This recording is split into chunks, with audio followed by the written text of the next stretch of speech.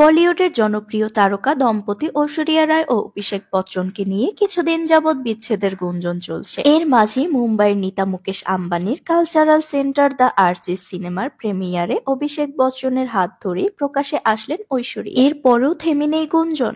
প্রতিনিয়ত বলিউডের অভিনেত্রী ঐশ্বরিয়া ও অভিষেক বচ্চনকে নিয়ে চর্চা বেড়েই চলেছে। সম্প্রতিকালে একটি ছবি সোশ্যাল মিডিয়ায় ভাইরাল হয়েছে, আর যেখানে অভিষেক বচ্চনকে একটি অনুষ্ঠানে উপস্থিত হতে দেখা গিয়েছে।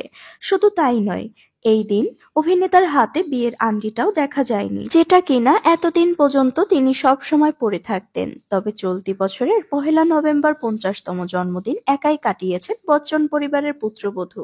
জন্মদিনের উদযাপনে ঐশ্বরিয়ার পাশে ছিলেন শুধু তার মেয়ে আরাধ্যা ও তার মা বৃন্দা রায়। অপরদিকে আরেকটি সূত্র বলছে, অমিতাভ বচ্চন নাকি পুত্রবধূ ঐশ্বরিয়াকে সোশ্যাল মিডিয়াতে আনফলো করেছেন। যদিও অনেকে দাবি করছেন অমিতাভ ঐশ্বরিয়া নাকি কোনোদিনই একে অপরকে ফলো করতেন না সোশ্যাল মিডিয়াতে। তবে কিছু মানুষ বলছেন ইনস্টাগ্রামের নিরাপত্তা সংক্রান্ত কারণেই নাকি ঐশ্বরিয়াকে শ্বশুর অমিতাভ আদৌ ফলো করেন কিনা সে বিষয়টি এখনো স্পষ্ট নয়। সম্পূর্ণ ভিডিওটি দেখার জন্য আপনাকে ধন্যবাদ। আমার চ্যানেলে আপনি যদি নতুন হয়ে থাকেন তাহলে এসটি বাংলা নিউজে সাবস্ক্রাইব করে সাথেই থাকুন।